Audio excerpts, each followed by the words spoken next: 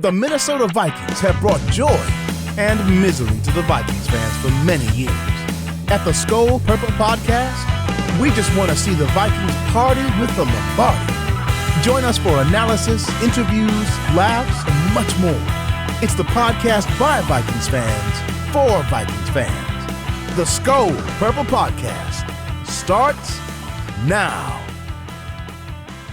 Welcome into the Skol Purple Podcast. It is our first full episode of the offseason, and it's also our first episode as members, as part of the Pigskin Podcast Network, and we are thrilled to be part of it. Yes, thank you. Yep, appreciate it. I know you're all applauding as we speak, but thank you for your loyal subscribership and viewership and all the ships. We appreciate it. And this is a victory for all of you as well that have helped create this platform for us and have subscribed. And so we are thankful to be a part of that Pigskin Podcast Network. And we are also thrilled to continue our off-season talk here. Gentlemen, David and Tony is back, baby. He is back. He may have been sick, but he is back. And we were sick of not having you here, Tony. So you're welcome back anytime, obviously. But even when you're sick, you know, we'll make sure to have you anyway. But Tony, how are you feeling? First of all, and you know, you don't have to lie if you don't want to. I mean, I think my wife's happy to give me back. I think is really more or less what it is. But no, I'm feeling all right. I think I'm over the hump, and just some flu running through the house. So for those out there going through the flu, you can listen to this podcast to know that you're okay. It'll all be all right.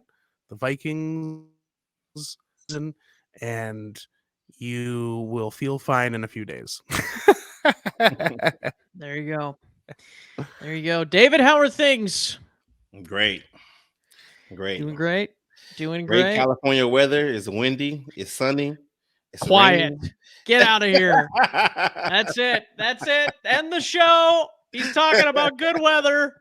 It's over. Over. Yeah, it's a little rain here and there, but you know, it's California. Oh no, he has rain, Tony. Tony, he has rain.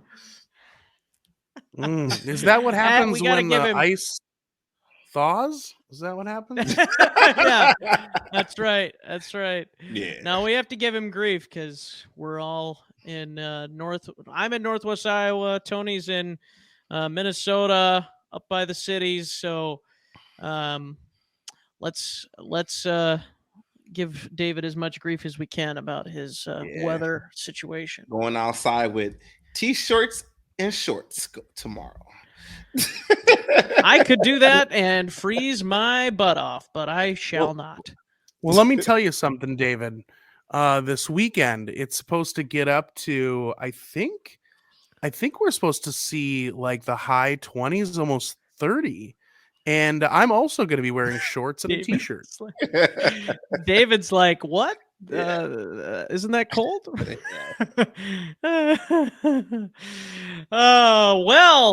Warm and cold weather aside, you know, we are never warm or cold weather Vikings fans. We're always weathered Vikings fans. So there you go. Let's move on, gentlemen. Let's talk about our first topic of the day, and that is who is going to be the new defensive coordinator for the Minnesota Vikings. And I think we're at the point where the interviewing almost seems like it's done. Like they haven't requested for any more interviews. I am of the mindset here, and you guys can definitely chime in and say if I'm wrong.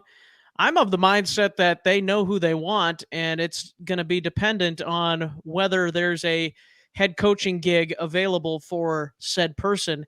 And I'm going to go ahead and say that man is the former Dolphins head coach and current Steelers linebacker defensive assistant, Brian Flores. David? I agree.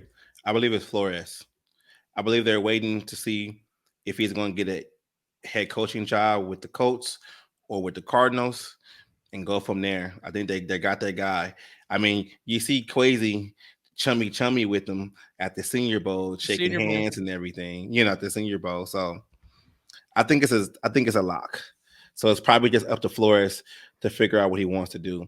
If he wants to be another coordinator for maybe a year or two, or does he want to jump right back into head coaching after the Miami debacle? My opinion, just come on to Minnesota, help this defense because you want to stay away from the Cardinals. Yeah. Tony? Yeah, I don't disagree. I think you're spot on, Carson. I think they want Flores. And at the end of the day, I think that Flores probably wants to make sure that all the options that he wants to explore have been explored before he commits and, see where things go. But I do think he should come to the Vikings. I think it's a good opportunity. I do think it's better than Arizona, but we'll see what happens. Yeah, no, I hear you there. I think the defense is probably just for a talking point are probably comparable.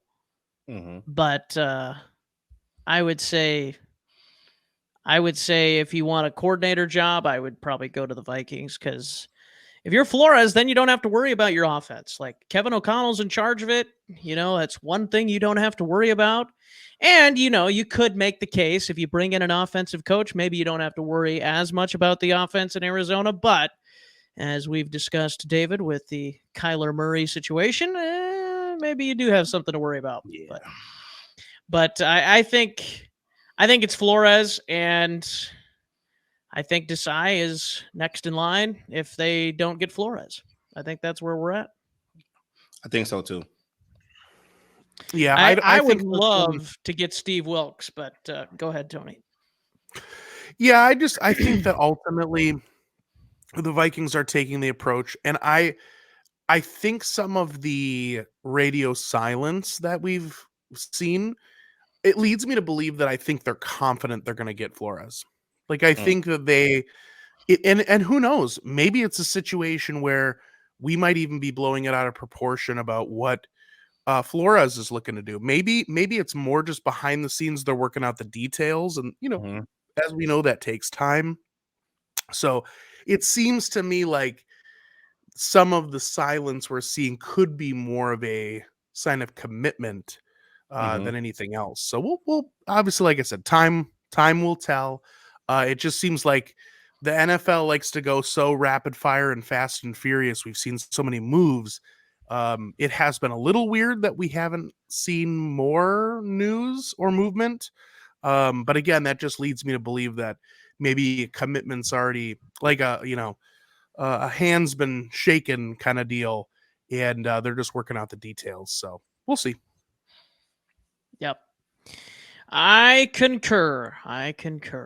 Well, gentlemen, I think that pretty much wraps up that talk. I mean, I have one more thing about that. Yeah, go for it, David. So what's going on with this Vic Fangio thing? Is he a Dolphin? Is he talking about going to Denver? Because I'm hearing things now that Sean Payton still wants him as his DC. And why I'm asking about that is, it was reported that Fangio signed a massive deal for D coordinator, right? Maybe Flores is kind of waiting it out to see what these other D coordinators get money-wise, contractor-wise, to see what he wants, because he is a Super Bowl winning defensive coordinator, with the Patriots. So his resume does speak for itself. So could he be waiting to see what deal Fangio actually really gets? And then, hey, this is my talking point here, and this is where we should start talking at. What do you think, guys? Yeah, see, and I think that kind of lends to the idea that there's those behind the scenes issues. And I don't even mean issues like they are issues. I just mean details, right? Right. Figuring out what he's going to be paid, what the terms look like. A lot of these guys probably also want to understand, the dynamics of what they're looking for. Does Flores come in and say, look, I'd love to take over your defense, but looking at your roster, what we have in the cap, like what are you guys planning on doing? Because Flores, like any coach, doesn't want to just take a job and then go and set himself up for failure if the organization isn't in a position to give him a good roster to work with. So he's probably going, okay, it might be a little tough for me to succeed in my role next year, but I need you to know that going into it. So you're not, there's no sticker shock where, we might not be 30th again, but we might only be like 22nd, or 20th. This isn't going to be a top 10 defense overnight. And I'm sure that's a tough conversation to have because, owners want to hear we're Super Bowl bound, baby. That's what owners want to hear. The problem is that that's not always realistic. And then, it's like anything. You go into a job and you oversell yourself, it gets a little tough. You find yourself on thin ice pretty quick. Whereas I think if you're an established coach like Flores is, I mean, you mentioned this already, David, I think he's probably smart enough to say, look, I'm going to have a realistic conversation about expectations. This is what I think I can do. But these things might be like a 2 or 3 year plan. This isn't going to be next year where all of a sudden the 49ers, like that's just not going to happen. You don't have the personnel for it, nor do you have the cap space. Yeah, and speaking of 49ers, there could be a possibility that the Vikings miss out on all these coordinators because now you have an open coordinator job for San Francisco. So that is an ideal job too. Good point. If I was Flores, I'd go there. Exactly. That defense is already there. ready. I would run there if I was Flores. So there's a lot of different things. And that's to me the best situation. That's a good point, David, because if I was Flores and I'm looking to get a head coaching job again in the next couple of years and neither one of these two give me a job, the Colts or the Cardinals, I'm going to say San Francisco based on they just hired Robert Saleh a couple of years ago. The Jets did. And now you got D'Amico Ryans a couple of years later. I would want to go to San Francisco. And not only that, but look at that defense. It's ready. You don't hardly have to do a thing. Yeah. It's a good point. Yeah, it's like Phil Jackson going to coach the Los Angeles Lakers. There you go, David. Yeah. There you go. That's right. Kobe's the GOAT. All right, moving on.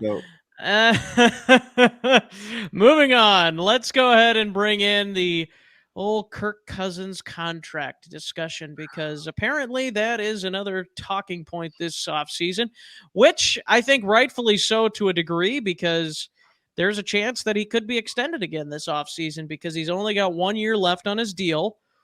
There are 2 years left technically, but they are void years. And so the Vikings may have a decision to make. I think their decision has been made. I think they're going to be done with Kirk after 23. At least that's my hope. Maybe I should separate those two. But what will the Vikings do with Kirk Cousins' contract? Tony, let's start with you. Yeah, I would hedge to bet that you are correct. I do think that he has value, and not to get into that whole, we could have a whole show about Kirk Cousins and where he sits in the hierarchy of quarterbacks and blah, blah, blah, blah, blah. But purely talking about what I believe there is a show called Kirk Cousins Hierarchy. But yeah, if there isn't, I won't name that show on this podcast. Yeah. I just think that at the end of the day, what the Vikings should do and will do might be two different things. I think there's a conflict of interest when we're talking about what they should do and what they will probably end up doing. And again, this is just my opinion. I think what they should do is not touch his contract. And they should try to draft a quarterback. And I get that nothing's a sure thing, but this team is not this is not a one player away team. This isn't a team that has just a couple of positions they need to shore up. Like, there's a lot of holes to fill, as much as I hate to admit it. And not only that, there are going to be even more holes to fill after this offseason, in my opinion, because our cap situation's not good, which means we're going to need to unload or restructure some of these aging contracts that we have. And even though some of the players that we have to end up cutting because they're cap casualties, some of us would agree maybe are not in their prime anymore, they are still serviceable players, and they were starting on this roster for a reason, which means we're, now we have more positions to fill. So my point is, I don't think they should touch the contract. I think they should try to draft a guy. We still have Kirk under contract for another year. Is it this year and next year, right? He's under contract for 2 more years. Just for this year, just for Just 2023. this year. Okay. Yep. I'm not going to change my opinion. I still think you let him ride off in the sunset this year, and you see how things go. I just think ultimately, I think this team was going to struggle next year. And I know we'll get into like predictions and stuff, maybe not necessarily today, but I do think that the Vikings are going to struggle. I think they're going to take a step back next year, certainly just from a record standpoint, looking at their opponents. And the way this team again is going to have to deal with the roster. So I just think that you let him ride it out. You draft a quarterback. You might have a higher draft pick next year is what I'm getting at. Or if you don't feel like you hit something this year, you might have another chance next year. And, at the end of the day, look, this team needs to figure it out. And I just think you need to hit the reset button and rip the Band-Aid off. And it just might be time. If they do that, I don't know. Or do they do that? I have no idea. I think the hard thing to sell is that if you move on from Cousins, you are risking mediocrity. And mediocrity still fills seats. And owners want to fill seats. They want to sell tickets. They want to sell merchandise. They're not selling a lot of tickets and merchandise if the team's, 2-15. So I totally understand that. But boy, I'd love to be 15-2. And I don't think you're going to get that with Kirk Cousins. So nice, Tony. Nice. David? I think the Kirk Cousins conundrum is connected to the Vikings' biggest star, meaning JJ. You have a contract extension in JJ coming up. The last thing you want to do is have JJ play with a mediocre quarterback that cannot get him the ball before he resigns his deal and has this massive extension. Because the last thing you want to do is put a regular quarterback there trying to throw him the ball, and JJ gets disgruntled, Stephon Diggs, and wants out. So your whole thing is to keep JJ healthy and happy. Him and Kirk have a good relationship. I say you extend him for the next 2 years, or maybe 1 more year. Before, and then if you believe in Kevin O'Connell, there's no need to move off Cousins after this 13-win season. Wait till you have a guy behind him that you can develop under him. That way he can build a relationship with JJ, sort of similar to like Randy Moss and Randall Cunningham and Culpepper came in the next year and they didn't miss a beat. You have to have that seamless, activity with Kirk Cousins. People are always talking about Kirk Cousins getting traded and release him and the money, but what's out there? What's out there right now? Do you think any of these quarterbacks that are on the open market is going to be that productive like Kirk Cousins is? Do you think any of these rookies coming in is going to be that productive? I don't think so. So you extend Kirk Cousins for maybe next year, smooth over the salary cap, get some extra money. And just like Tony said, they got too many pieces, that they need to the table. They got too many holes. And you don't want quarterback to be one of them. Because we've seen teams that don't have quarterback. And it's like Tony said, they have a 2-15 season. And Vikings don't want that. I just want to know, when are we going to stop putting Band-Aids on things? That's what I want to know. The Vikings continue to put Band-Aids on everything. The quarterback situation, the defense. And it's at the point now where I just want to see them go into surgery and make the right moves, make the right incisions, make the right whatever you want to call it, with the surgeons. I'm not a surgeon, obviously. But they it's just we can't continue to go on competing, quote unquote competing, and expect to compete with the roster that we have in place. Like, this roster is not good enough to compete with the likes of Philadelphia, with the likes of San Francisco, with the likes of insert AFC team. Even if you got to the Super Bowl, you'd lose in destructive fashion. So it's they have some good pieces on this team, but they don't have Tony hit it. They don't have the roster to go out there and win multiple playoff games and get to a potential Super Bowl. They just don't. They don't. And I don't think that's going to change this offseason unless they totally rework the roster, which I'm hopeful for. But the Wilfs and their willingness to have to be competing and not take any parts of the competition away is going to hurt the Vikings. And it's going to hurt the Vikings for the next couple of years until they decide, okay, well, obviously we need to move on from Kirk. We need to move on from this guy. We need to move on from this guy, that guy. So back to the Kirk Cousins debate.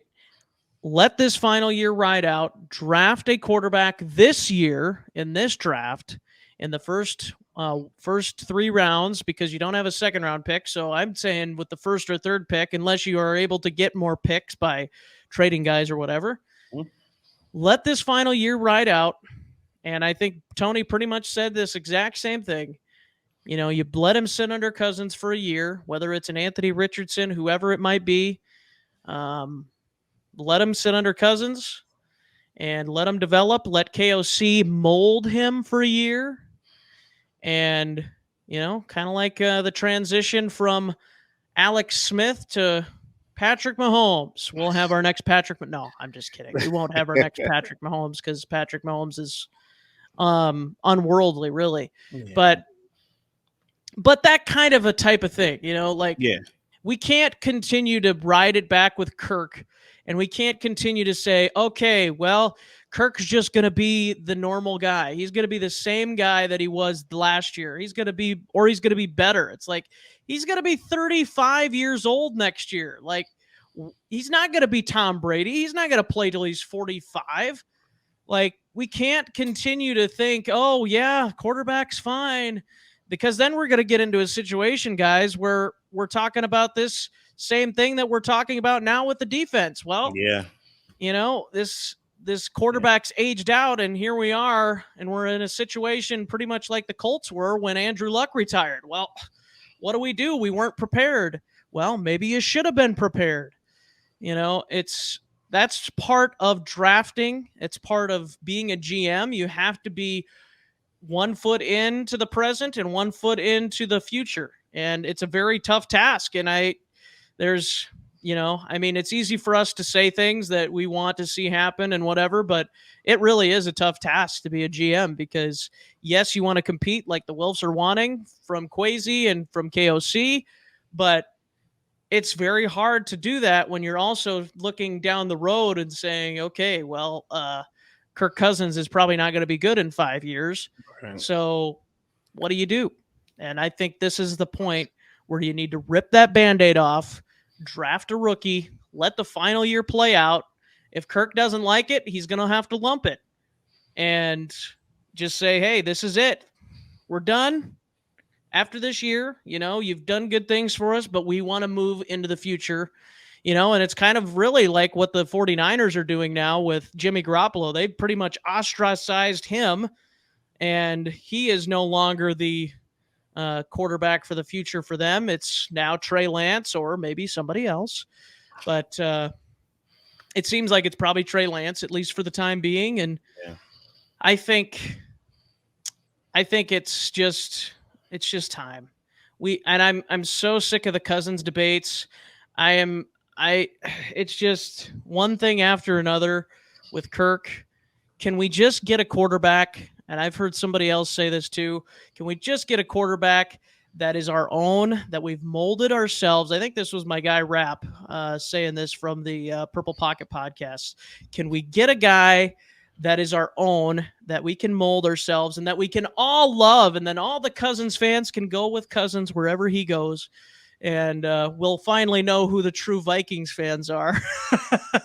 But no, I'm ready to be done. Kirk, you had a good career, top 3 Viking quarterback of all time. I would say we could debate that, but he's on the verge. Yeah.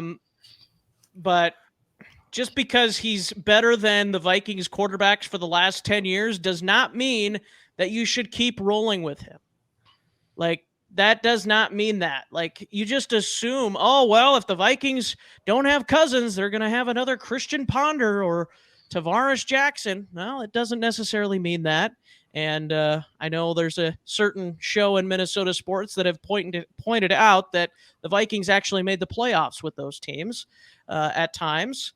They weren't consistently competitive, but they did make the playoffs. That is true. So that's just my whole thing. It's like, can we just rip off the Band-Aid once? And I'm talking not only with Cousins, I'm talking with the defense as well. Yeah, and I think that one interesting aspect of this whole situation and how we are looking at the Vikings operating moving forward, and I have to remind myself of this sometimes. It's a fun thought experiment to have. I think sometimes I get stuck in this zone where my predictions of what they will do is based off of what I feel like I would have expected Rick Spielman to do.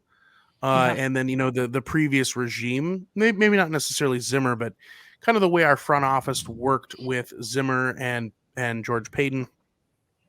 And I think that with Kwesi, the interesting wrinkle is that let's not forget that Kwesi is a Wall Street guy. He was an asset manager for a hedge fund. I mean, these guys, and again, I don't know Kwesi. I just, I'm an investor as well. I pay attention to the stock market, and people that thrive in that world, it's all about risk and looking ahead to the future and making investments to pay dividends down the road. What kind of growth potential are we looking at? And if he is looking at it from that aspect, which is very different, because it's not so much a win now mentality as much as it is, let's strike when the iron's hot. Let's figure out what makes sense, how to get the most, out of the equity that we have. That's why I feel like it is possible that the Vikings may make some bold moves, and not so much bold moves like they're going to go out on a spending spree. I think the opposite. I think we see them cut a lot of fat and cut players that we hold dear to our hearts as Vikings fans. And I think they really look at it like, let's get as much capital as we can for the players that we have. I don't think there's a lot that's off the table, so I would not be surprised to see anything happen, a really crazy move like, and you guys would hate this, and I'm not saying that this is going to happen, but think of it this way. I bet he could even sell us on, look at Justin Jefferson as probably the best receiver in the league. Could you imagine how much we could get for him? Like that, you know what I mean? And don't get me wrong, I don't think they should do that. But if you think about it less like I'm in love with the player, and you start thinking like, oh, maybe we could actually build an amazing roster. Because look, at the end of the day, I love Justin Jefferson just as much as everybody else, but we're sitting on our couches right now. We are not in the Super Bowl. No. So Justin Jefferson, as amazing as he is, unless he's getting us to a Super Bowl, all he is basically just kind of wasted equity. That sounds really bad, but it's kind of true, right?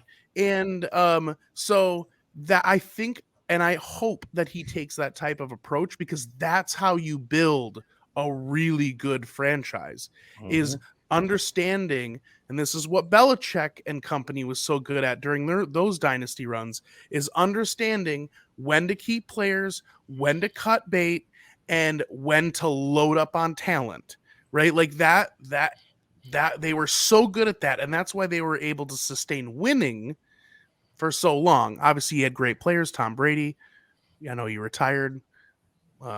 Great career, Tom Brady. But Who's that? I don't even know who that is. But One of my coworkers in the last couple of months didn't know who Tom Brady was, and I'm just like, do you live under a rock? Like, my goodness. Anyways, continue. Yeah.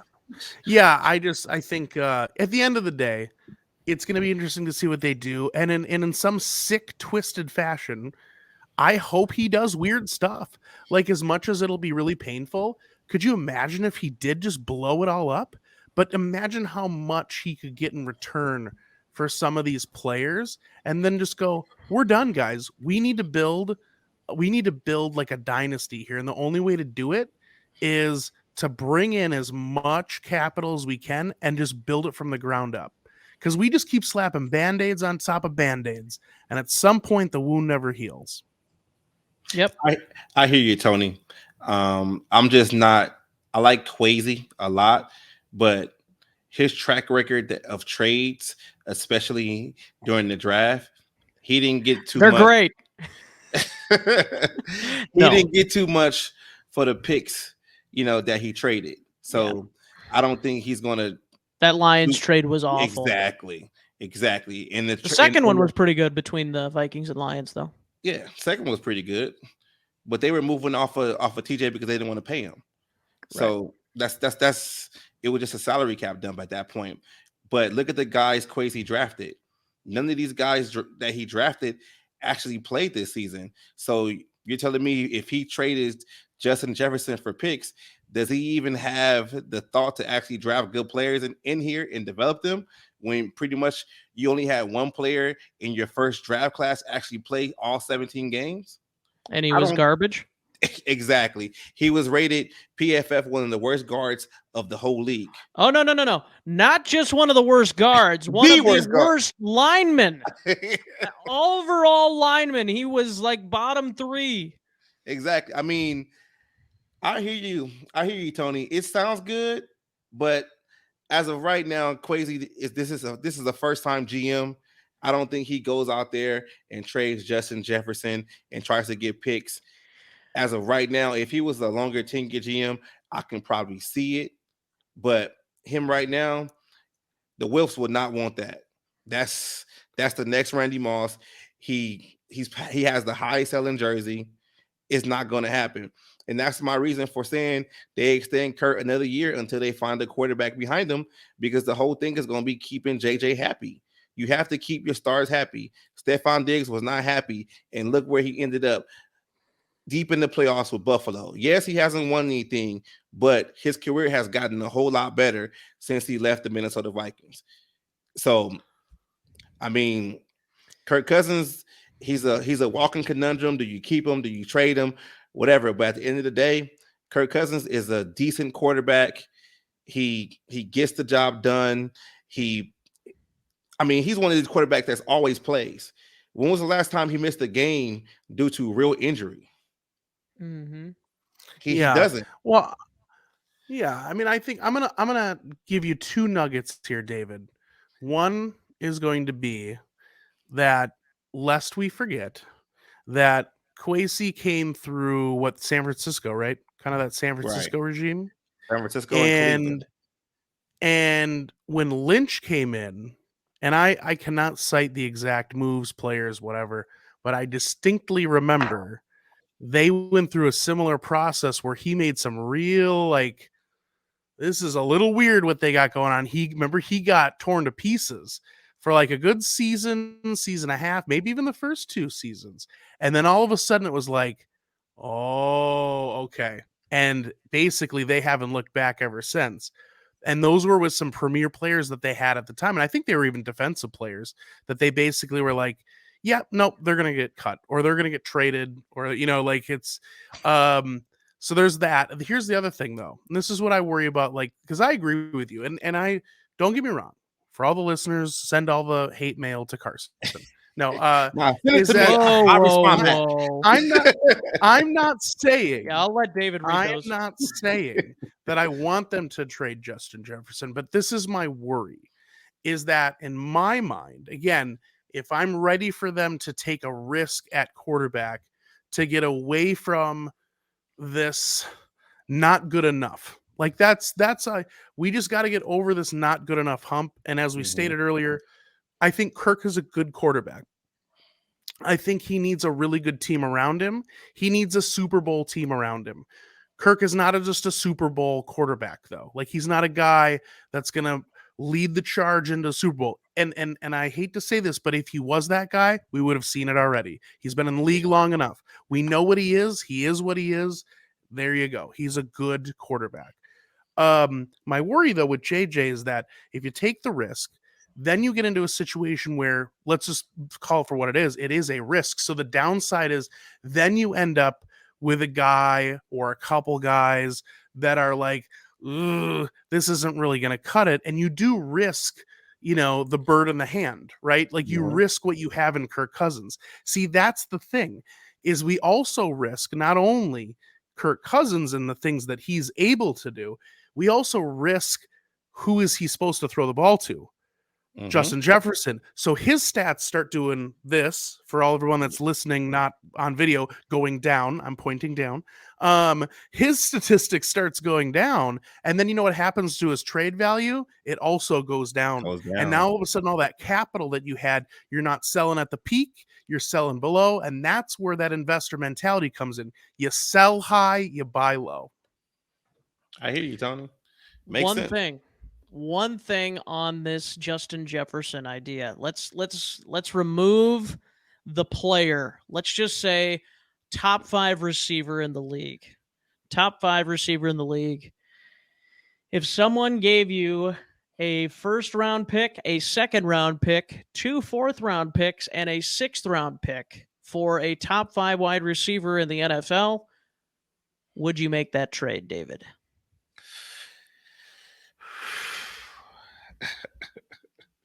It's tough because the Kansas City Chiefs said yes. Yeah. That was the Tyreek Hill trade to Miami. Yeah. And another one for you, Davante Adams, the first-round pick last year for the Raiders and second-round pick from last year as well for the Raiders, which is not quite as good, but also Adams, I think, might be slightly older by a year or two. Yeah. But, so I think not only are those trades decently appealing, but not only that, Justin Jefferson, who's, as you said, David, not even maybe entered his prime yet. No. Imagine how much the Vikings could get. I bet they get that Tyreek Hill trade compensation, at least that, if not, another first round pick in there, maybe even, Yeah. I think that's the type of value Justin Jefferson has. And I'm not saying I would do it, but I'm just saying, if you want to really build this thing, you got to think about it. At least if somebody came to you this offseason and says, maybe it's the New York Jets. Maybe they want maybe they want a wide receiver to pair with Aaron Rodgers or whoever their new quarterback is. I hope that would make me sick, by the way. Yeah. Gross. But maybe it's the Broncos. Maybe it's the Broncos. Not that they probably can afford it, but with draft picks. But you ain't got no draft picks. Exactly. But maybe it's the Texans. Texans. They can keep Russell Wilson. But anyways, like one of those teams, if they come to you and say, hey, we'll give you maybe 3 first-round picks for Justin Jefferson, what do you think? I would do it for the 3 first-round draft picks, but it goes back to me. I don't trust Kwesi and I don't trust this new regime because we don't know how they're going to pick. We only have 1 draft with them. Yeah. I don't trust them to make the right decisions after the trade is made. I trust them to think down the line like that to get more assets for Justin Jefferson. But when it's evaluating talent and actual drafts and actually coaching these players up, I'm not there. You got to see more. Yeah. I have to see more because majority of their draft class was either on IR or not playing. Yep. And just like you said, the one guy that started every game was rated the worst lineman of all football. So is Kwesi actually evaluating talent, or he just boom or bust? Because if you think about it, he drafted Andrew Booth. Everyone said Andrew Booth was hurt in college. So just like Tony said, he bought low, and look what happened. The guy was on IR middle of the season, and you guys knew he was a unhealthy cornerback. Boy, does this sound like the Minnesota Twins and pitchers. Anyway. I'm just saying, I want to see more from Kwesi. Yeah, no, that's fair, but I would also say that maybe he hasn't had a fair shake yet either, that you could say, okay, well, obviously he doesn't know what he's doing either. You know what I mean? Like, I think he deserves a chance. Yeah, obviously the injuries have sucked, and maybe Ed Ingram develops in year 2. Yeah. Who knows? Maybe the draft class ends up being really good, and we're all sitting here with our tails between our legs like, wow, we were wrong about this. I'm just saying, as a new GM force, going into the second season, I don't see him making a big splash like that, gutting the team. He's going to kind of want to keep this team competitive, because as long as they're competitive, he has job security. Yeah. Yeah. And I don't think there's any way that the Vikings trade Justin Jefferson. No. No. But it's an interesting conversation to have. Anything can happen, though. Yeah, you never know. Like, Randy Moss got traded. Oh, the Chiefs will never trade Tyreek Hill. I'm sure somebody said that before they traded him. Yeah. Everybody has a price, and when you're paying your quarterback as much as they're paying their quarterback, and you're paying your tight end as much as you're paying your tight end, if you're Kansas City, somebody's got to go, and Tyreek Hill was the odd man out in that situation. But and look at the Chiefs now. And look at the Chiefs now playing for the Super Bowl, because Patrick Mahomes is incredible. Can we trade JJ for Pat Mahomes? Yes. Yeah, we'll give him Kirk Cousins for free. That's right. We'll even throw in the sweetener of Kirk Cousins. You got it. They can have Ed Ingram and Kirk Cousins. Got it. That's right. That's right. Well, gentlemen, we are going to get to the NFC North odds for 2023, and it's pretty much our odds. I don't have the odds bet-wise in front of me, but the episode here of the Skol Purple podcast on the Pigskin Podcast Network is brought to you by DraftKings. The stage is set, and we're counting down to the battle in Arizona. There's no better way to get ready for the NFL action than with DraftKings Sportsbook, official sports betting partner of Super Bowl 57. New customers can bet just $5 and get $200 in free bets instantly. Plus, all new and existing customers can take a shot at an even bigger payout with DraftKings stepped-up same-game parlays. Boost your Super Bowl 57 winnings with each leg you add up to 100%. And I went on the DraftKings website today, gentlemen, and I did find for the Minnesota Vikings Super Bowl 2024 odds.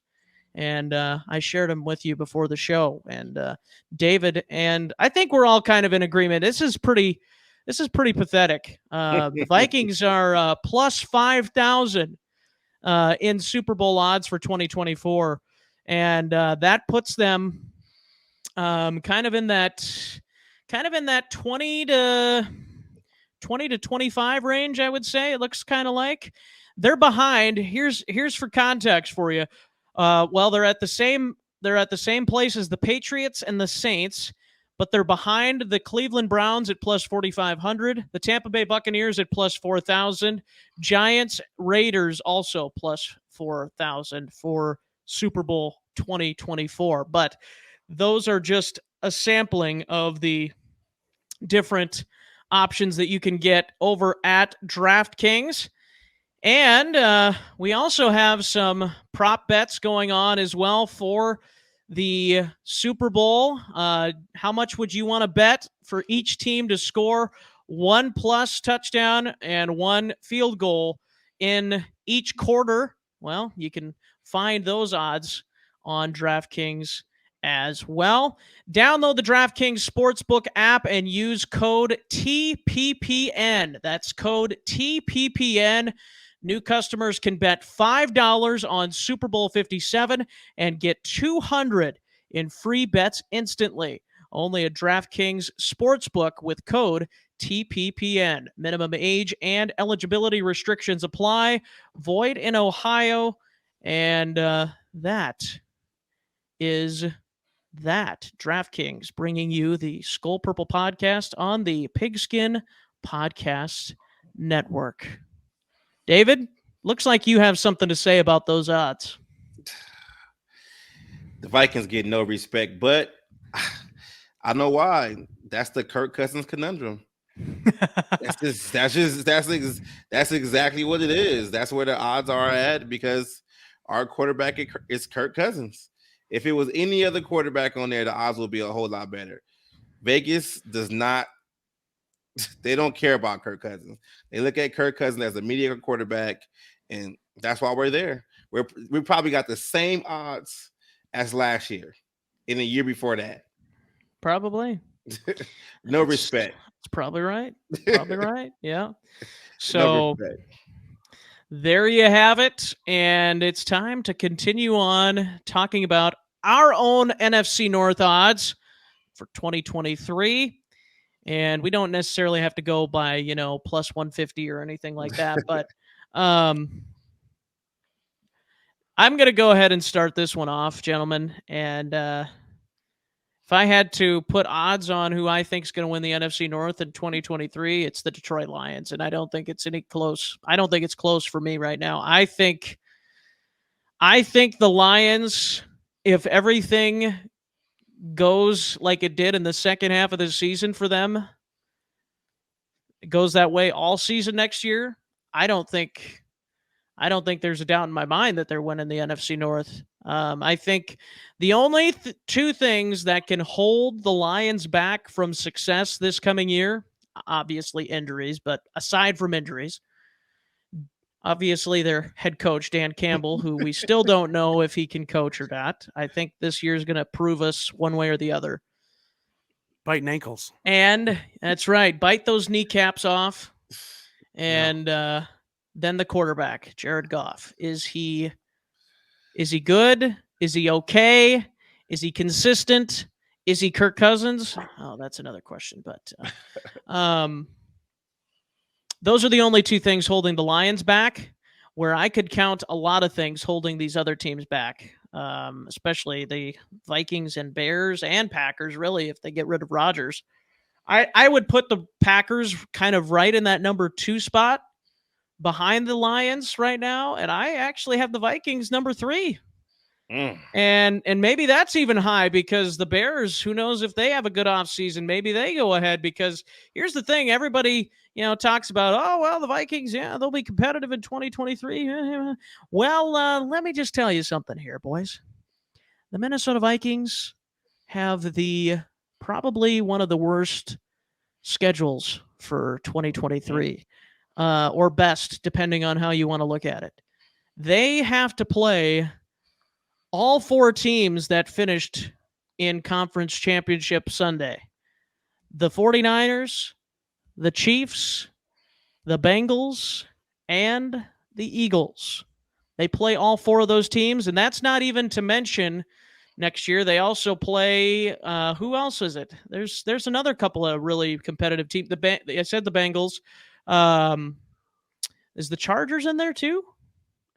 Maybe the Chargers are in there as well, but I'll have to look at it again, but there's at least 4 or 5, maybe even 6 teams. Yeah, because I think they play the AFC West next year. Yeah. Yeah, so they play the Chargers, the Raiders, the Broncos. Who knows? I'm just saying right now, that schedule to me sounds like 500 football. And we know that's never been the case with Kirk Cousins. So But that's just my thoughts. David, let's go to you for yours. Okay. I mean, it's not going to be a big surprise. I got the Vikings finishing first. I got the Lions finishing second. I got the Packers finishing third. And I got the Bears finishing fourth. Now, I believe that KLC can work some magic again next season, regardless of what quarterback it is. I feel like the Vikings are the best team in the NFC North. I If any team is a fluke, I think the Lions were a fluke last year. That's just my opinion. I think Dan Campbell is going to do something extremely stupid to mess up the team, and I don't think Jared Goff is a great quarterback. I think they have a high-power offense, but they can't stop anybody. They can't stop a nosebleed. So I'm going with the Vikings. It's really going to depend who the Vikings bring in as defensive coordinator. We're waiting to see what happens there, but the Vikings did win 13 games last year, and we have to give them credit for that. They might have won those games close, but they still won those games. It don't matter if you win by an inch or a mile. The games are still won. So I'm going to give them credit like that. I'm not going to drop them third or fourth, just because maybe it was a fluke year or whatever. But I got the Vikings taking it, and I got the Vikings taking the NFC North for the next couple of years to come. Taking the North and never giving it back. All right, Tony. Yes.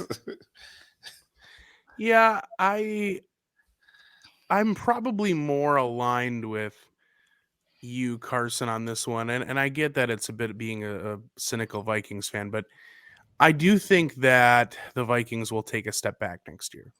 And I think it will probably be in the spirit of rebuilding a bit.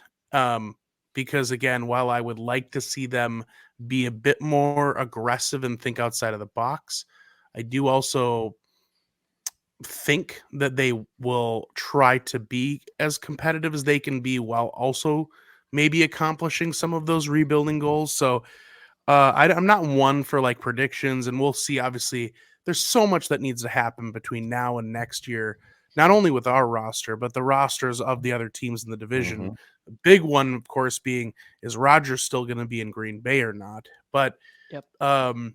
I think that if I were to give just a too early prediction for the Vikings, I think they're probably going to land somewhere.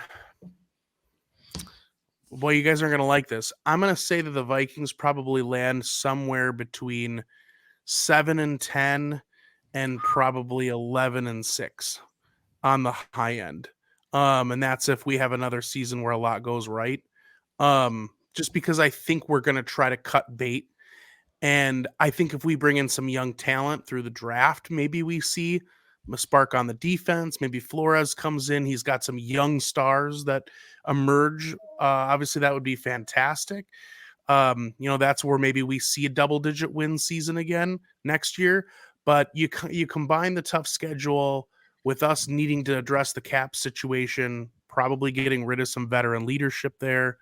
And let's not forget to mention, Tony, the regression in one-score games. Like, it's going to happen. Like, you're not going to go 11-0 in one-score games again. Now, I get, David, you want to give them their respect, but let's be real. That has never happened before in NFL history, and it's probably not going to happen again. Yeah. And just to close the loop here, I mean, so that's where I put the Vikings. I think that we will be I think if things go well, we'll be in the mix, David. I'm not even saying that can't win the division. Okay. I think 11-6 could still win the division. I just think that if everything goes right, we'll be in the mix. I don't see any one of the teams being like a top tier team in the NFC next year. Like, as much as I do agree with you, Carson, that I would not be surprised if Detroit wins the division, I don't think they win the division at 13-4. Like, I think they would win the division at, like, again, an 11-6, maybe a 12-5, if everything goes right for them. And then, it depends on, does 12 come back to Green Bay? If he does, I think they'll be in the mix too. I think they'll be an improved team. I think his connection with Watson will be even better. And they'll be in there. They'll be in that mix between 8 wins and 12 wins. The Bears, we don't know. I don't know. They have to see what they're going to do. Are they going to bring in talent around Fields? I think they'll probably be the 4th team in the division. But there's just so much that's up in the air. So I'm going to say, if I were to have to make a bold prediction, I'm going with you, Carson. I think Detroit probably wins the division, but I think that the Vikings are not that far off. I just don't see this being a super strong division next year, to be just in general. I hate to say it, but I don't think the Super Bowl is running through the NFC North next year. Wow. We'll see. Oh, man. That's bold, man. That's bold. I know. But hey, look, guys, if we trade, no, I'm just kidding. If we trade Justin Jefferson, we'll win the Super Bowl Tony. next year. I say this to my guys in fantasy football. I don't live in the world called if. Okay, there's no world called if. If anything this, if anything that, it didn't happen. Okay. Yeah. And then look, you guys already talked about this fact though. You know what can change all of that? Injuries. True. Like injuries, you could see injuries to top tier team. I mean, we've seen crazier things that can, the Vikings. I'm not even saying the Vikings can't win the Super Bowl. I'm just saying that it would take a bit more help than I would like, than them just being like a clear cut, top 1 or 2 seed in the league, or at least in the conference. So we'll see. For the Vikings to win a Super Bowl next year, they will have to have a top 10 offense and top 10 defense. That's a fact. I don't think they're winning a Super Bowl with anything less than that, because of the quarterback and because of the quarterback. No, the talent. I don't think the talent on the defense is going to be. We might get into the top 20, top 15 maybe next year, but I don't think we're creeping into the top 10 in total defense or points per game, maybe points per game. But yeah, if we get like some great new scheme and then somehow we strike gold on like 3 rookies on the defensive side, I could see maybe top, getting close to the like upper half of the league, barely. But there's just too many holes. You know what I mean? Like there's so many holes that I just wouldn't bank on it. And I will say this. You said top 10. I would say I'll give Kirk Cousins credit enough. If I'm really being honest, I think we could win and have a really good chance at a deep run if we could be top 15 in both categories. Like I do think Kirk Cousins is good, but he's not good enough to overcome a bottom third of the bottom third of the league defense. Like that was too much. We knew that wasn't going to work. And that's what I mean. He's just not that guy. And people have a hard time, especially in this market. I am in Minnesota, in the Twin Cities. They have a hard time admitting that Kirk Cousins is not Tom Brady or not Aaron Rodgers or Drew Brees or Joe Burrow or, I mean, even Jalen Hurts. But see, Jalen Hurts in a lot of ways, if you look at, he's got a great supporting cast around him. I'm not taking anything away from Jalen Hurts. He's going to be in the Super Bowl, but that's Kirk Cousins. Kirk Cousins is a guy that needs a great team. It's not, he's not Trent Dilfer. He's better than Trent Dilfer. I'm just saying Kirk Cousins to me is like Eli Manning. Eli Manning won 2 Super Bowls. He's a Manning. He's a Manning, but he's not Peyton. And he had the ability to turn the clutch on when he needed it. But Tony, as you said though, be a top 15 defense, they have to draft the players on defense. And my thing with that is, it's not drafting the players, it's allowing those players to actually play defense. Like I said before, let them develop. You have to let them develop. The only way to get real game reps is to get real game reps. You can't go out there and have your first 6 picks in the draft playing on special teams like we saw last year, and these guys getting hurt and being out full seasons. Draft guys and let them play and have them develop. That's why it's real interesting to see what the next DC is going to do. Is he's going to say, look, I don't want these high-end draft picks playing on special teams. I want them playing so I can develop them. I haven't seen any other team do that. to where they draft top in the draft and they're playing special teams. Just like we said earlier in the year, draft the guys and let them play. And that comes down on Kevin O'Connell and coaching. Well, the next talker we have for everybody is, why does David hate Kwesi so much? No, I'm just kidding. I'm kidding. I'm kidding. It's not crazy. I just like we have these long-winded talks about the defense being better, and the defense needs to get new players, and the defense needs to have a spring of youth. But they drafted the guys, and the coaching staff allowed those guys either not to play or get hurt playing kickoff return. Yeah. I will totally, I'm on board with you. Like, it was, I know we're getting to one of our talkers. That's our next talk here about cutting, trading, restructuring. But, that one of the players we're going to talk about that we may keep around would be because of the fact that, yeah, you're right, David. We saw Lewis Seen, our top pick in the draft. He's running down on what was it? Was it a kickoff? It was kickoff. Or a punt return, whatever it was. And his legs flopping around like a noodle. I mean, and he might never be the same. Yeah, he breaks his leg. It's a gruesome injury. So we'll just see what happens. But I agree with you. Sometimes I just like to play devil's advocate, David. I love you. I know, man. It's all I love, love man. avocados. It's all love. We talk about the topics other podcasts don't. Exactly. Yeah. It can't all be roses. You can only get that here on the Skol Purple podcast, brought to you by the Pigskin Podcast Network. That's right. And again, remember, hate mail goes Carson. And David will read it and reply. That's right. That's right. He'll read it to me over the phone. That's right. All right, gentlemen. Well, let's move on. Keep, cut, or trade.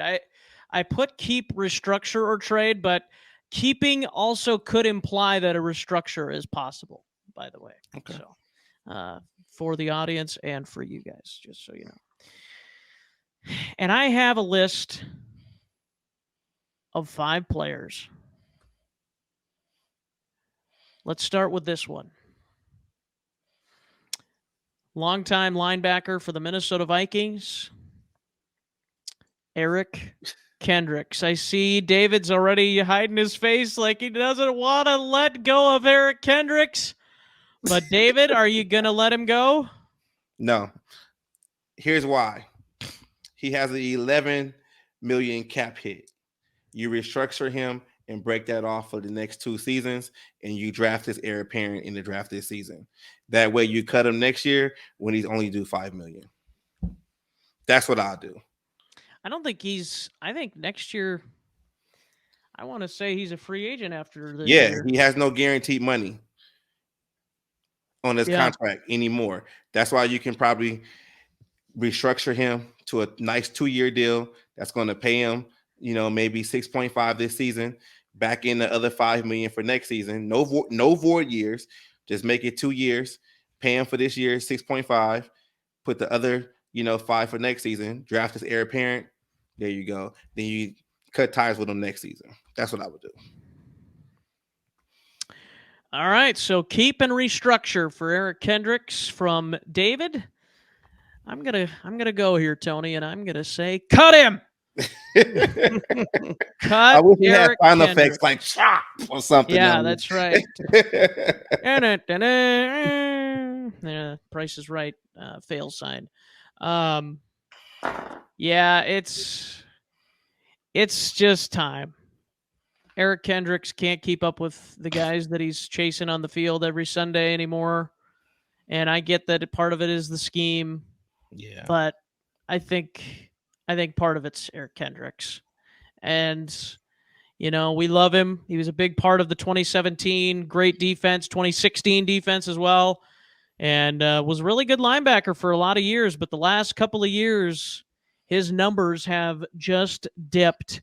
And I actually want to, while I let Tony in here, I'm going to look up Eric Kendricks on PFF. So, Tony, give me your keep, cut, or trade for Eric Kendricks. Yeah, I'm going to say, I'm going to go against the grain And I'm going to say you keep him. And I would love to restructure him. So I guess I am siding with I guess more David's thoughts, but I would like him to be restructured. I do think, see, my thing with Kendricks is that I think for him, I think the scheme did not fit what he does well. And I think that made him not play free. I think it made him seem like he was out of position more than maybe what he truly was. Um, I just don't think it was a good fit for him. And at the end of the day, I feel like if we had a scheme that was a better fit, then potentially he would. And I'm not saying he is at his peak, because I do think his peak days are probably behind him. But do I think he could be a serviceable to good linebacker for us? I think so. And not only that, I think he has good leadership qualities for this defense.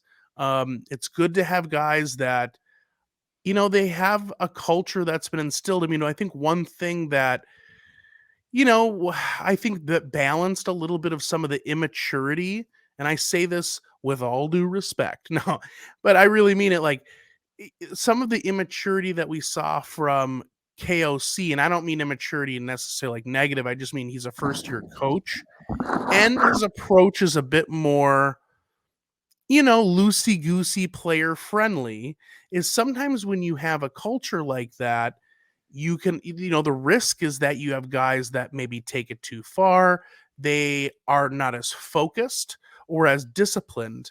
And I think what helped is that all these guys came from the Zimmer, coaching regime. And, if you want to talk about strict focus and structure, Strict Rick. it was that was obviously to the risk of the extreme, where you saw guys where they felt that that was so overbearing and they didn't feel like they had a voice, and obviously they didn't feel like it wasn't fun anymore. So I think what helps is that still have guys though that understand the work ethic. I think, and I know we've talked about this before, and then I know, Carson, you probably have some data here you want to go over, is I think that Thielen's road to where he became a good receiver obviously came up through that Zimmer regime. And look, I'm not saying Adam wasn't a driven guy without it, but he was a driven guy on top of the fact that he embraced the grind that Zimmer preached. And that helps when you have a young guy that's just crazy naturally talented. I mean, we see a lot of guys come into the league that have an immense amount of talent, and then they either squander it away or they don't put in the time. Kyler Murray. So, you see like a guy like Justin Jefferson probably, and again, I'm just speculation, benefited in some way with having a guy like Thielen, like, hey, this is how you come to work every day, because a guy that's got that much talent that also puts forth the effort, we see what kind of dividends that plays, right? Yep. Well, got some bad news for you guys. Eric Kendricks has had his two worst seasons, the last two seasons, since his rookie season. His rookie season back in 2015, he had a 59.2 grade on PFF as an overall defensive player. In 2016, he stepped that up nearly 10 points, 68.9. And then back-to-back years of right around 65. And then in 2019, this was the peak of Eric Kendricks, 90.2 grade as a overall linebacker, 82.6 in 2020, and then all the way down to 59.2 in 2021, and back up a couple of points to 61.1 in 2022. But this season was the worst coverage season since his rookie year. And his coverage stats were 65 and above for his entire career, other than his rookie year and in 2022, which by the way, would maybe lean towards what you're saying with the scheme, Yes. but also his coverage ability did take a step back last year under Mike Zimmer as well. It took an 18-point hit last year, but this year it took about almost a 20. Well, it's about a 16-point hit this past year. So part of me's like, it's a little age, and part of me's like, it's a little scheme as well. I think there's a mix. I hear you, Carson. I hear you. But the thing that PFF doesn't measure is heart, and it doesn't measure the deteriorating players around him. Can you read back to me his best season when it was in 90s? What year was that? That was 2019 when he had a 20 90.2 defensive grade. He had a 90.1 run defense grade, 78 tackling, 66 pass rush, What was he in 82.5 2017? coverage. In 20 what? In 2017. 2017, he was pretty much 60s, and then tackling and pass rush was So you're telling me in the 50s. So you're telling me Eric Kendricks in 2017 rated in PFF a 60 when that defense was the best defense in the league with Danielle Hunter, shut down Xavier Rhodes, Anthony Barr, Yep. Trey Waynes, and Harrison Smith. I'm not saying PFF's the end all be all. I'm just saying, wouldn't PFF want to grade him a little bit higher when he was with that high rated defense? See, that's the problem I have with PFF, because it's like you're not measuring everything around him. Well, maybe everybody else was rated higher. I don't know. Yeah. I don't know. Yeah. That's something to look at. Yeah. Yeah. But no, I get it. I hear you. But again, we got to cut bait with some of these guys at some point. We just can't keep hanging on to everybody, for crying out loud. So that's where I'm at. Yeah, I do think, like I said, Carson, I think that at the end of the day, I would like to keep him, but really I'd love to restructure him. Yeah. But if we cut him, I'm not going to think they're crazy. Yep. All right, next one. We're gonna fly through more of these here. Harrison Smith.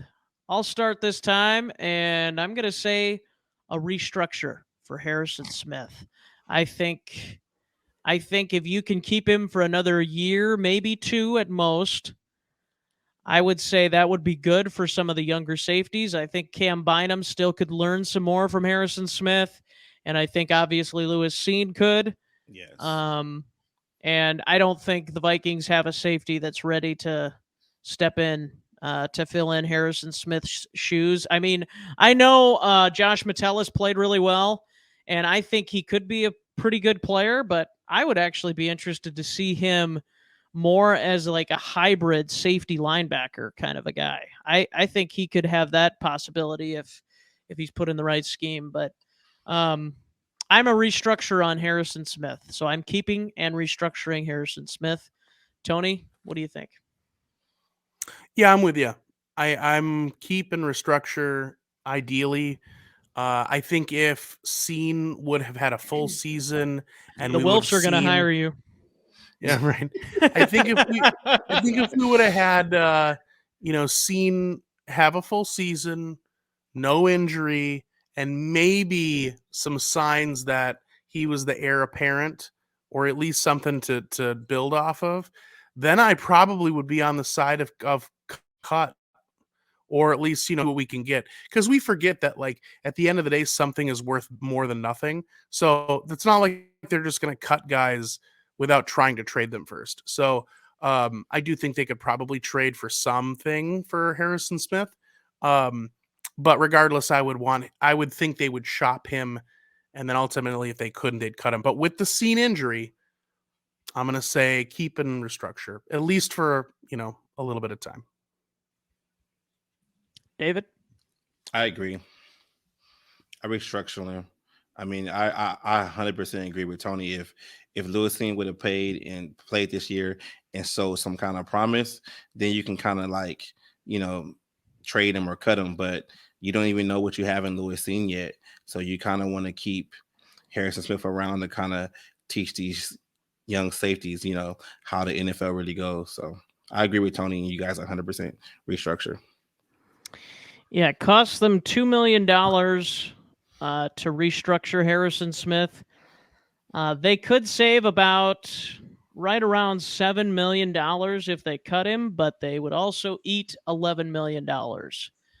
So I think a restructure is probably on the best horizon. Mm-hmm. Yep, I think that's probably the most likely scenario for sure. So there's Harrison Smith. Let's move on to a man that's not quite on the age cliff, or is he? Question mark. Dun dun dun.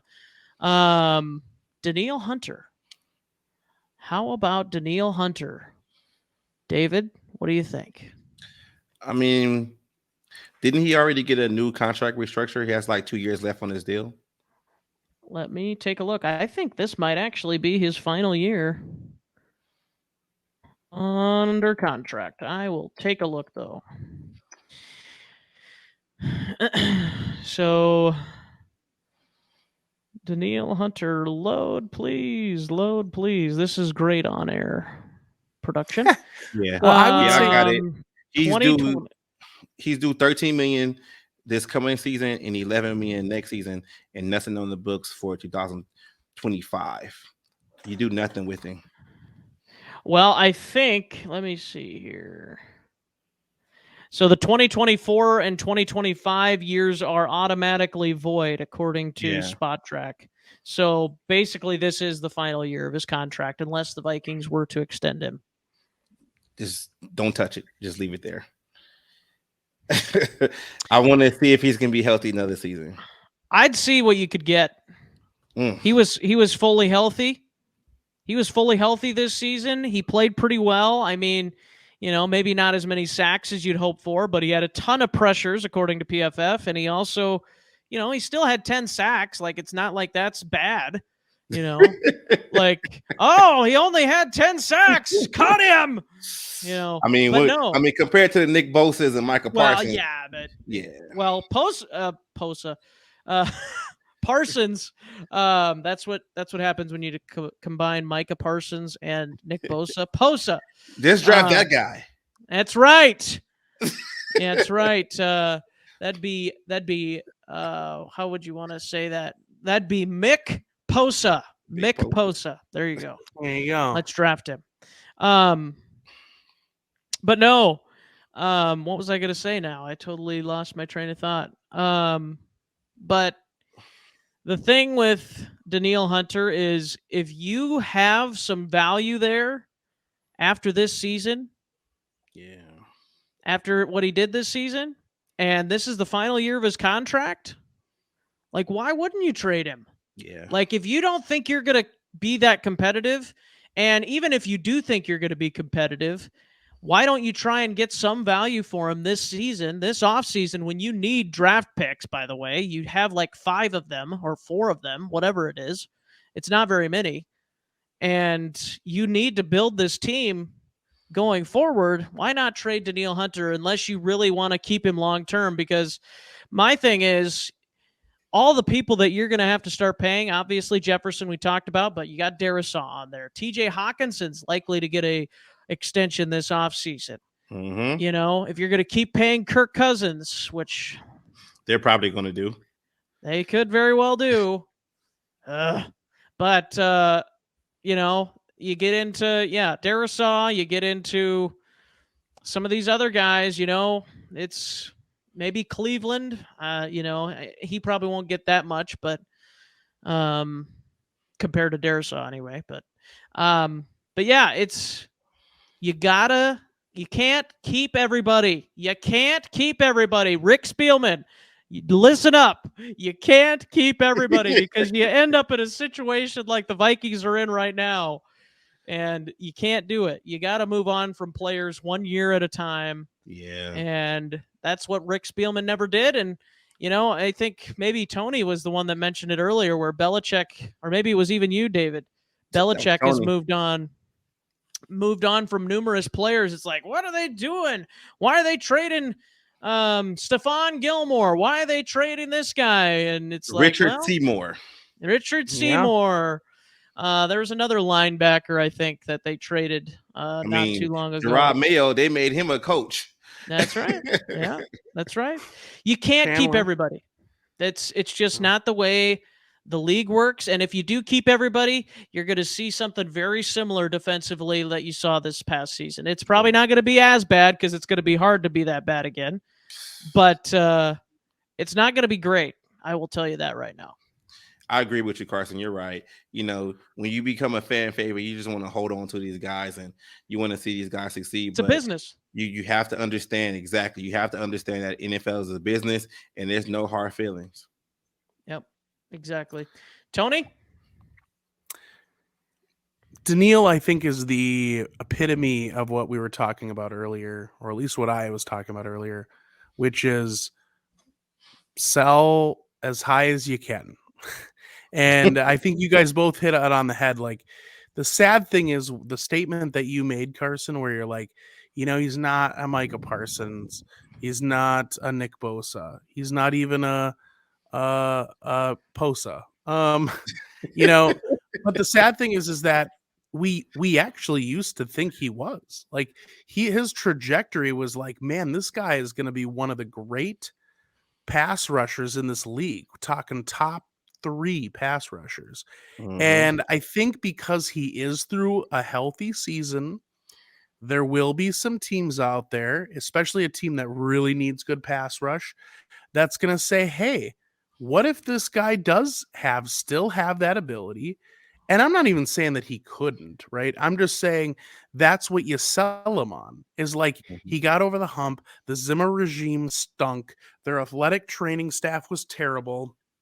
Look, he was able to stay healthy. Worked his players to death. And he could still be this top tier pass rusher. And then guess what? We reel him in and we fleece him for a bunch of picks or a player, whatever, I don't know. But I think he is a prime candidate to trade at this stage. Is you trade him, you get what you can for him, you try to sell him, the bill of goods that he's going to be, he's going to resurrect himself back into what we all thought he could have been. And he's still young. I mean, there is truth to that. Like, we forget how young Danielle was when he came in the league. Like, he wasn't even 21 now. Yeah. So, I think, it does stink, because I do think that, we have our other pass rusher who I also don't think will be on this team. But again, that's where you just have to kind of go, I mean, let's try to draft as many guys as we can and see what happens. So true. Let Patrick Jones eat, baby. And that's the thing too about Patrick Jones, though, right? If you don't trade Danielle Hunter or get rid of the other pass rusher, when are you ever going to see Patrick Jones in a consistent situation where he's playing and getting the reps? And then if he doesn't get the reps, by the time he gets the reps playing behind Danielle Hunter and everybody else, his control rookie contract is almost up and you got to pay him. Yep. Exactly right. Exactly. Then you run into a situation like Everson Griffin, where, if you remember correctly, his contract came due right at the time that we were essentially going to be starting to move away from Jared Allen. Everybody thought Spielman was nuts for giving Everson that big contract, because we're like, we don't even know if this guy is like any good. Like, and obviously they saw something in Ev, and boy, I wish it would have ended differently with Ev and the Vikings, certainly, because I do love me some Everson Griffin. I do too. Yep. I do too. Yeah. Mental health was tough. That was tough to see him, and I'm sure that was tough on his family. And I think we all just wanted to see him get the help he needed, and it was unfortunate, but hopefully he's doing all right now. Yeah, that's the hope for sure. But well, good grief. I think we could keep on going for a long time here, but my goodness, we're running low on time. Or are we? Right. We got all the time in the world unless we don't want to go to work or whatever. Right. So let's do rapid fire here, gentlemen. Dalvin Cook, I say cut. Tony? Trade. David? Trade only if you can retain Madison. All right. Za'Darius Smith. Let's start with you there, David. Cut. Tony? Yeah, I think you can only cut him. I don't think we'll be able to trade him, so you got to cut him. Cut. He's all gone. And Jordan Hicks. Tony? Extend him to 2030. No. Oh, Cut him. Wow. Hottest take of the year. Make him a captain. Oh, Tony, man. What are you actually thinking? Or are you? Oh, serious? I said cut. It was buried in the joke. Yeah, it was buried in the joke. Cut. David? Cut. Cut for me as well. And you mentioned Alexander Madison, by the way, Mr. David. And that's the final question of the show today after our long-winded talks. Kirk could do that to you. Yeah, that's right. Patrick Peterson or Alexander Madison, who are you bringing back if you had to choose one? Alexander Madison or Patrick Peterson? I hate this question because I don't want to bring either one of them back. Wow. I just don't. I think Patrick Peterson, his time in Minnesota is done. I don't want to have to pay him what he's going to want probably after he's had a good year.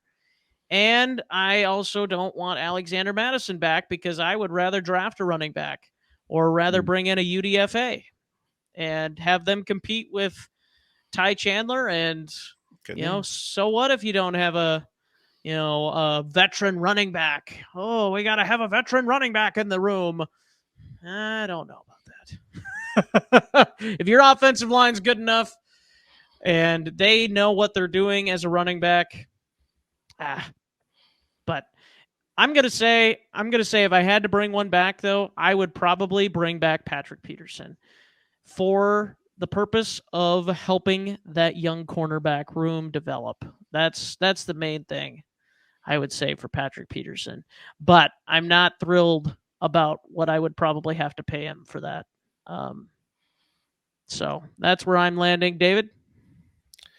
It all depends with me. Like, I think you only bring Patrick Peterson back for the reasons you said, but when comes a time where you have to let these young corners play and get their lumps, and if you bring in a guy like Flores, I think he would rather have the younger guys to where he can develop. He can say, like, I was a guy who helped develop the guys. You're never going to get that with Patrick Peterson playing. So, right. I say, no one Patrick Peterson. And as for Alex Madison, I mean, I would love for him to come back, but just afraid that you sign him to, a sort of deal, then he hits a cliff. And and he's already ran up his rookie contract, just like you said. So it might be best if you can try to draft a running back in the this coming draft to where you have him under team control for the next 4 to 5 years, and you can probably get a veteran running back off the streets to kind of help that room together. I mean, whatever happens, in the Super Bowl in 2 weeks, maybe you can bring like a Jerick McKinnon back for one season just to be in the locker room for these guys. Something like that, to where it's not going to cost you that much, but you can still get a little bang for your buck. Yeah. And here's the thing too, maybe Alexander Madison won't cost so much because there are a lot of running backs out in this free agents class. Right. So who knows? Some of these running backs might have to go to a place that's not going to pay him so much. I think the only ones getting paid is Saquon. Yeah. After that, who else is getting paid that much? Yeah. Tony? I'm probably more in line with honestly, both of you brought up really good points. So I would just say this. This is a tough question. But I think I probably side with you, Carson, a little bit in your rationale with Peterson. I think that I would like to have Peterson's guidance and leadership because at the end of the day, we're not going to have all new corners. So it would be nice to have some veteran leadership that's going to carry over into next season, even with a new DC. Do I love it? Could he be gone and me not feel that bad about it? Yeah. I mean, and David, I do get your point too. But if I have to choose one or the other, it probably makes more sense for Peterson. With Madison, I love Alexander Madison. To be honest with you, I think my thought process with Madison is more in line with his best interests. Like, I feel like Madison should go somewhere else so he can get paid and get the bag like a number one. I think he's earned that. He's put in his time behind Cook. I hope he gets that. And he's just not going to get that here. Like, nor do I want the Vikings to give him that. Like, I'd rather see him go somewhere else, secure the bag, and, do whatever he needs to do and hopefully be super successful. I think the Vikings are ready to move away from paying RB1 money, and it's just not going to happen. So that's where I'm at. If I have to choose one, Patrick Peterson, short-term deal, bring in some veteran leadership. And again, best wishes to Alexander Madison. Yep.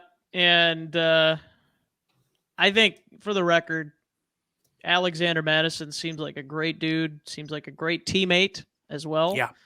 Great for the locker room, but sometimes great teammates don't always win you championships. Not always. I'm not saying they can't, obviously. It's good to have a good locker room. Now, I probably sounded like a fool on that, but what I'm basically saying is good teammates who are at the running back position don't necessarily win you championships. That's my whole thing. I just go back to the running back thing, really, is my whole point. It's such an expendable position. It really is. And if Madison accepts a, 2, 3, 4, maybe at most year deal where he's making annual salary of $2 to $4 million, okay, I'd be fine with that. But if he's making upwards of, even 5, 7, $8 million or more dollars a year, get out. No, I'm done. No. I think that's what he's going to look for. You gotta cut costs somewhere. You just have to. Yeah. I bet I would hedge to bet he'll get a deal somewhere where he's making. I bet he's not going to get a crazy deal, but I bet Madison will get a deal that's like a 3-year where he averages something like 6 to 8 million. Yeah, that's so too. To me, that's too much. I don't want to pay a running back more than 4 really a year unless he's a rookie, and I know that he's young and fresh, and he's not got a lot of. And I don't think Madison has a ton of mileage on him, but I don't know if he's got the same burst as some younger guys would. Right. And he's not the quickest back either. Like, I'd say he's probably even slower than Dalvin. I don't know. And Dalvin's not, Dalvin ran a 4.4 coming out, he's a quick guy. But I think Dalvin, you know what Madison reminds me of? Madison kind of reminds me of like a Kareem Hunt that's not quite as good as catching the football. But they're, because neither are explosively fast. They are both kind of more north-south runners. What helps with Hunt is he's always been in these like offenses that are like option offenses. And again, I think Madison could do well in an offense that's suited to move him around a bit. He's got talent. I don't know if he'll be as dynamic as Hunt can be at times, but they're similar type of backs. True. Yeah. I don't know if he's got the ability to explode like Kareem does. Sure. Yeah. He's more of an Ontario Smith type guy to me. Definitely don't pay him then. Don't bring him to the airport. Yeah, that's right. Get the plane ticket. Oh man, I just thought I would get that one off for the end of the podcast. And this has been the Skull Purple podcast. That's right. That is going to do it, though, gentlemen. So thank you for everybody. Thank you to Kyle and Dylan at the Pigskin Podcast Network for welcoming us Thank on you. to the team. We're thrilled to be here, and hopefully this isn't our last show as a part of the network. That's our hope, and hopefully we put out some good content for you guys, and we will continue to bring you more Vikings content as the off season rolls on. And who knows, we might have a Vikings defensive coordinator by the end of the week or by the beginning of next week. Who knows? But we'll wait and find out. Gentlemen, it's been a pleasure once again for David and Tony. I'm Carson, and as always, gentlemen, Skol. Skol. Go.